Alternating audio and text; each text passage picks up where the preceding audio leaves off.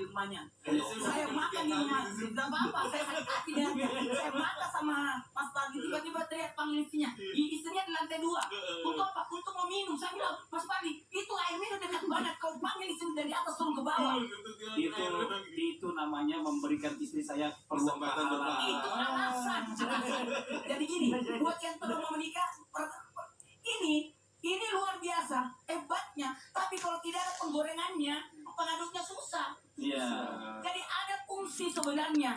Di sini kita lihat. Jadi kalau Ustaz Sam tadi makhluk sosial yang saling membutuhkan, Betul. saling mengisi. Kalau Ustaz Air adalah menjalin kekuatan membina keluarga. Betul. Jadi tidak bisa kita membina sakinah. Laki-laki tidak akan bisa tenang kalau tidak punya pasangan. Betul. Istri wanita tidak akan bisa tenang kalau tidak punya pasangan. Betul. Jadi seperti itu. Anda tidak bisa tenang dalam hidupnya. Makanya ada namanya sakinah. Bapak lagi ngeliat kaca maksudnya.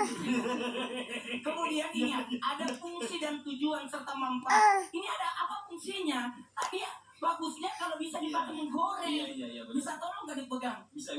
Jadi, Iya. Ini ketahuan nih, atau sih nggak tenang ini. Iya, kenapa? Ini tadi ngomongnya kayaknya gerasa kursi banget gitu. Masalah pasangan. Iya, meledak-ledak. sengaja supaya orang di rumah nonton. Jadi itu ada fungsi, ada manfaatnya. Jadi berguna. Jadi ini adalah untuk menghilangkan trauma bahwa sebenarnya ada dalil akli bagaimana kita mempraktekkan. Makasih banyak, jazakallah khairan katsiran. Kasih saya, ini buat saya nih. Oh ya benar, udah. Jadi pokoknya yang jelas nih anak-anak ya yang lagi nonton, terutama anaknya Ustadz Maulana, Naura, Aira, Anwar, Masita, ngertiin abahnya ya. Abah tuh nggak bisa hidup sendiri. Oke, kita lanjut lagi ke permasalahan yang berikutnya. Saya masih punya tayangan nih buat jamaah yang ada di rumah ya, tentang alasan laki-laki menunda menikah. Kenapa sih alasannya? Ini salah satu contoh.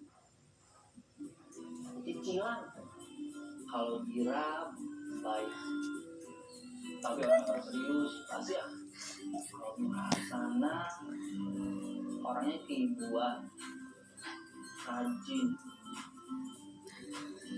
tapi kalau ngomong tuh teriak-teriak aja, galak banget.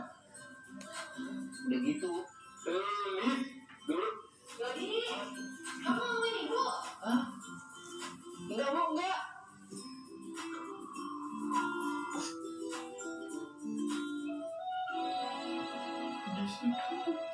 Kadang saya merasa sedih.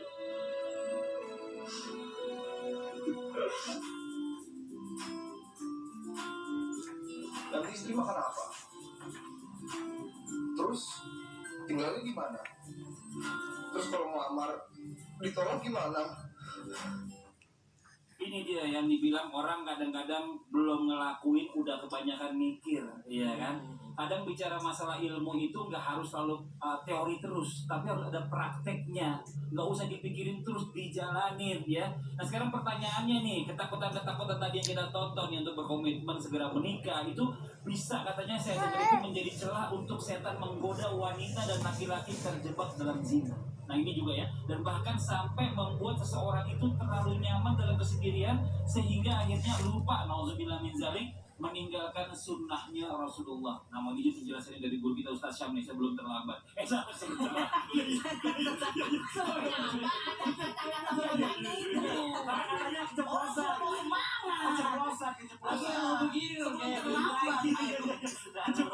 Bismillahirrahmanirrahim. Sampai kembali guruku Ustaz Air, Ustaz Maulana, Mas Fadli dan wali ulama yang dimuliakan Allah Subhanahu wa taala. Bisakah ini menjadi celah daripada syaitan menggoda manusia?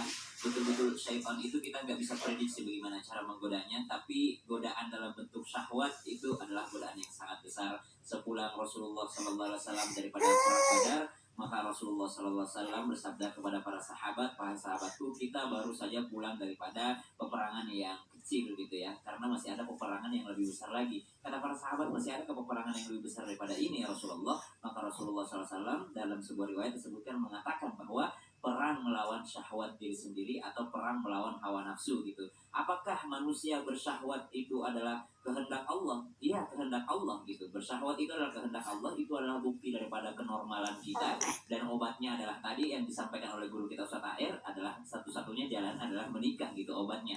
Jadi subhanallah, celah syaitan menggoda manusia sangat besar sekali. Makanya menjadi sunnah para anbiya itu adalah menikah.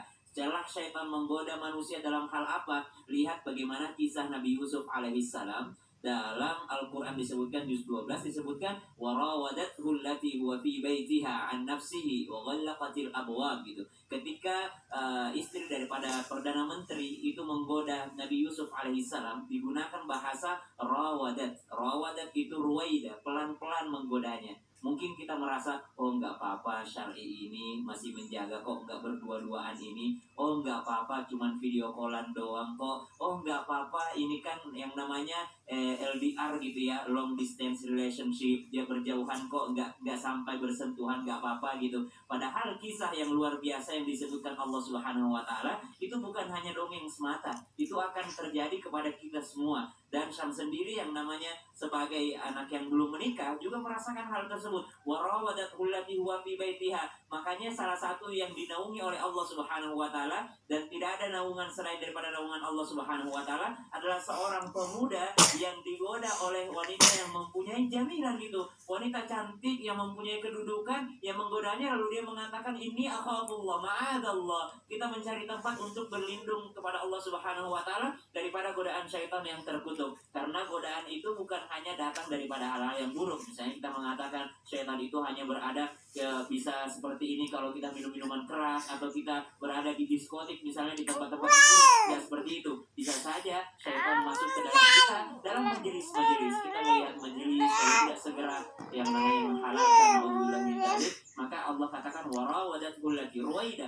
pelan-pelan gitu, dengan menggoda, dengan sesuatu yang kita senangi. Awalnya ketemu, kamu ikutan majelis di mana? Kamu suka kajiannya siapa? Oh, bermula daripada kajian. Subhanallah.